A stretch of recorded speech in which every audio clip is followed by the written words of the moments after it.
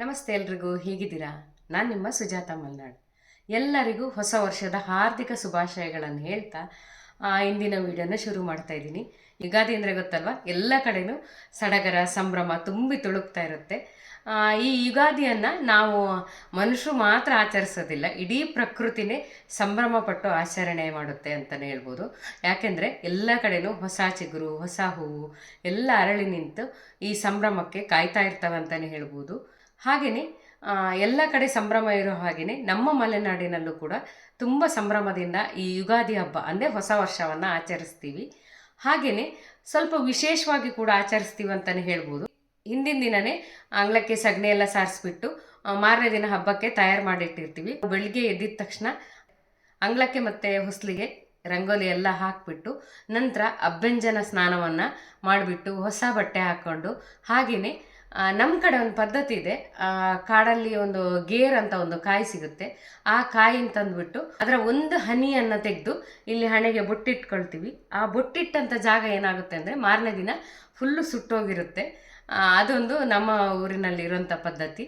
ಹಾಗೆ ಅದ್ರ ಜೊತೆಗೆ ಎಲ್ಲರನ್ನೂ ನೆಂಟರಿಷ್ಟರನ್ನ ಬಂಧು ಬಳಗವನ್ನು ಕರೆದು ಒಟ್ಟಿಗೆ ಸಂಭ್ರಮದಿಂದ ಈ ಹಬ್ಬವನ್ನು ಆಚರಿಸ್ತೀವಿ. ಹಾಗೆ ಸ್ವಲ್ಪ ವಿಶೇಷವಾಗಿ ನಾವು ಹುರಿಗಡಲೆನೆಲ್ಲ ಹಾಕಿಬಿಟ್ಟು ಬೇವು ಬೆಲ್ಲವನ್ನು ಮಾಡ್ತೀವಿ. ಇದನ್ನು ಮಾಡಲೇಬೇಕು, ಪ್ರತಿಯೊಂದು ಮನೆಯಲ್ಲೂ ಇದನ್ನು ಮಾಡ್ತೀವಿ. ಹಾಗೆ ಈ ದಿನ ವಿಶೇಷ ಏನಂತಂದರೆ ಆ ಬೇವು ಬೆಲ್ಲವನ್ನು ತಿಂದು ಚಂದ್ರನನ್ನು ನೋಡಬೇಕು ಅನ್ನೋವಂಥದ್ದು. ಹಾಗೆ ನಾವು ಚಿಕ್ಕವರಿದ್ದಾಗ ಎಲ್ಲ ಮಕ್ಕಳು ಸೇರ್ಕೊಂಡು ಪ್ರತಿಯೊಂದು ಮನೆಗೂ ಹೋಗ್ಬಿಟ್ಟು ಈ ಬೇವು ಬೆಲ್ಲವನ್ನು ತಿಂದು ಬಂದಿರ್ತೀವಿ.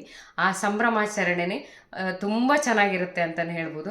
ನಾವೀಗ ಇಷ್ಟು ದೊಡ್ಡವರಾದ್ರೂ ಕೂಡ ನಮ್ಮ ಊರಲ್ಲಿ ನಾವು ಈ ಪದ್ಧತಿನ ಈಗಲೂ ಇಟ್ಕೊಂಡಿದ್ದೀವಿ. ಹಾಗೆ ಖುಷಿಯಿಂದ ನಾವು ಸಂಭ್ರಮಾಚರಣೆ ಮಾಡ್ತೀವಿ. ಹಾಗೆ ಇದ್ರ ಜೊತೆಗೆ ನಮ್ಮ ಊರಿನಲ್ಲಿ ಈ ಬೇವು ಬೆಲ್ಲವನ್ನು ಹೇಗೆ ಮಾಡೋದು ಅಂತ ತೋರಿಸ್ಕೊಡ್ತಾ ಇದ್ದೀನಿ. ಖಂಡಿತವಾಗ್ಲೂ ಈ ಸಲ ಯುಗಾದಿಗೆ ಅಂದರೆ ಹೊಸ ವರ್ಷಕ್ಕೆ ನಿಮ್ಮನೇಲೂ ನೀವು ಮಾಡ್ಕೊಳ್ಳಿ, ತುಂಬಾ ಚೆನ್ನಾಗಿರುತ್ತೆ. ಹಾಗಾದರೆ ಈ ಬೇವು ಬೆಲ್ಲನ ಹೇಗೆ ಮಾಡೋದು ಅಂತ ನೋಡ್ಕೊಂಬರೋಣ ಬನ್ನಿ. ಬೇವು ಬೆಲ್ಲ ಮಾಡೋದಕ್ಕೆ ಏನೇನು ಬೇಕು ಅಂತ ನೋಡ್ಕೊಂಬರೋಣ ಬನ್ನಿ. ಮೊದಲಿಗೆ ನಾನಿಲ್ಲಿ 1 ಬಟ್ಲಾಗಷ್ಟು ಹುರಿಗಡಲೆನ ತಗೊಂಡಿದ್ದೀನಿ. ನಂತರ ಇದ್ರ ಜೊತೆಗೆ ಕೊಬ್ಬರಿ ತಗೋಬೇಕು. ಇಲ್ಲಿ ಒಂದು 5-6 ಚಮಚ ಆಗೋಷ್ಟು ಕೊಬ್ಬರಿನ ತಗೊಂಡಿದ್ದೀನಿ. ಒಂದು 1/4 ಬಟ್ಲಾಗೋಷ್ಟು ನಾನು ಬೆಲ್ಲನ ತಗೊಂಡಿದ್ದೀನಿ. ಬೆಲ್ಲನ ಪುಡಿ ಮಾಡಿ ಇಟ್ಕೊಂಡಿದ್ದೀನಿ. 1 ಬಟ್ಲು ಹುರಿಗಡಲೆ ತಗೊಂಡ್ರೆ 1/4 ಬಟ್ಲಷ್ಟು ಬೆಲ್ಲ ತಗೊಂಡ್ರೆ ಸಾಕು. ನಂತರ 2 ದೊಡ್ಡ ಚಮಚ ಆಗೋಷ್ಟು ಬಿಳಿ ಎಳ್ಳು ತಗೊಂಡಿದ್ದೀನಿ. ಇದನ್ನು ಹುರಿದಿಟ್ಕೊಂಡಿದ್ದೀನಿ. ಬಿಳಿ ಎಳ್ಳಾದರೂ ತಗೋಬೋದು, ಕಪ್ಪು ಎಳ್ಳಾದರೂ ತಗೋಬೋದು.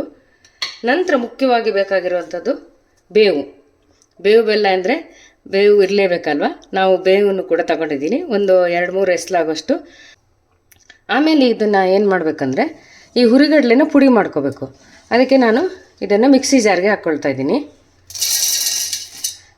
ಇದನ್ನು ಪುಡಿ ಮಾಡುವಾಗ ಹೇಗೆ ಗೊತ್ತಾ, ತುಂಬ ನುಣ್ಣಗೆ ಪುಡಿ ಮಾಡ್ಕೋಬಾರ್ದು. ಚಿಕ್ಕ ರವೆ ಇರುತ್ತಲ್ಲ ಅಷ್ಟು ಮಟ್ಟಕ್ಕೆ ಪುಡಿ ಮಾಡ್ಕೋಬೇಕು. ತುಂಬ ನುಣ್ಣಗೆ ಮಾಡಿದ್ರೆ ಚೆನ್ನಾಗಿರೋದಿಲ್ಲ.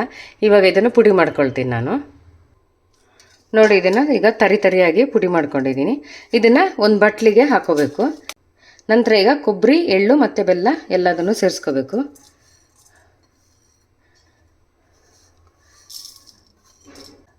ಇದೆಲ್ಲ ಹಾಕ್ಕೊಂಡಾದ್ರ ಮೇಲೆ ಈಗ ಬೇವನ್ನ ಇದು 1 ಎಸ್ಲಾಗೋಷ್ಟು ತೊಗೊಂಡಿದ್ದೀನಿ. ಇದು ಸ್ವಲ್ಪ ಕಡಿಮೆ ಪ್ರಮಾಣ ಇದೆಯಲ್ಲ, ಅದಕ್ಕೆ 1 ಎಸ್ಲಾಗೋಷ್ಟು ತೊಗೊಂಡಿದ್ದೀನಿ. ಆನಂತರ ಇದನ್ನು ಈ ರೀತಿಯಾಗಿ ಚಿಕ್ಕದಾಗಿ ತುಂಡು ಮಾಡಿ ಹಾಕೋಬೇಕು. ಹೆಚ್ಚಾದರೂ ಹಾಕೋಬೋದು, ಇಲ್ಲ ಕೈಯಲ್ಲೇ ಈ ರೀತಿಯಾಗಿ ತುಂಡು ಮಾಡಿ ಹಾಕೋಬೋದು. ನಂತರ ಇದನ್ನು ಚೆನ್ನಾಗಿ ಬೆರೆಯೋ ಹಾಗೆ ಕೈಯಲ್ಲೇ ಕಲಿಸ್ಕೋಬೇಕಾಯ್ತಲ್ಲ, ಸೌಟಲ್ಲೆಲ್ಲ ಕಲಿಸಿದ್ರೆ ಇದು ಚೆನ್ನಾಗಾಗೋದಿಲ್ಲ. ಬೆಲ್ಲ, ಕಾಯಿ ಮತ್ತು ಕಡಲೆ ಹಿಟ್ಟು ಇದೆಯಲ್ಲ, ಇದು ಪೂರ್ತಿಯಾಗಿ ಚೆನ್ನಾಗಿ ಮಿಶ್ರಣ ಆಗಬೇಕು. ಅಷ್ಟೋ ತನಕ ಇದನ್ನು ಕಲಿಸ್ಕೋಬೇಕು. ಇದಕ್ಕೆ ಜಾಸ್ತಿ ಕೆಲಸ ಇಲ್ಲ, ಇಷ್ಟೇ, ಬೇಗ ಆಗಿಬಿಡುತ್ತೆ. ನೋಡಿ, ಈಗ ಎಲ್ಲ ಮಿಶ್ರಣ ಆಯಿತು. ಇಷ್ಟಾದರೆ ನಮ್ಮ ಬೇವು ಬೆಲ್ಲ ತಯಾರಾಯಿತು ಅಂತಲೇ ಹೇಳ್ಬೋದು. ಈಗ ಇದನ್ನು ನಾನು ಒಂದು ಬಟ್ಲಿಗೆ ಹಾಕ್ಕೊಳ್ತಾ ಇದ್ದೀನಿ. ನೋಡಿದ್ರಲ್ಲ, ಒಂದು 5 ನಿಮಿಷದಲ್ಲಿ ಬೇವು ಬೆಲ್ಲ ತಯಾರಾಯಿತು. ಯುಗಾದಿಗೆ ನಮ್ಮ ಮಲೆನಾಡಿನಲ್ಲಿ ಈ ಬೇವು ಬೆಲ್ಲ ಇರಲೇಬೇಕು. ಅಷ್ಟೊಂದು ಪ್ರಾಮುಖ್ಯತೆ ಈ ಬೇವು ಬೆಲ್ಲಕ್ಕಿದೆ. ಖಂಡಿತವಾಗ್ಲೂ ಈ ಸಲ ಯುಗಾದಿಗೆ ನಿಮ್ಮನೇಲೂ ಕೂಡ ಮಾಡ್ಕೊಳ್ಳಿ.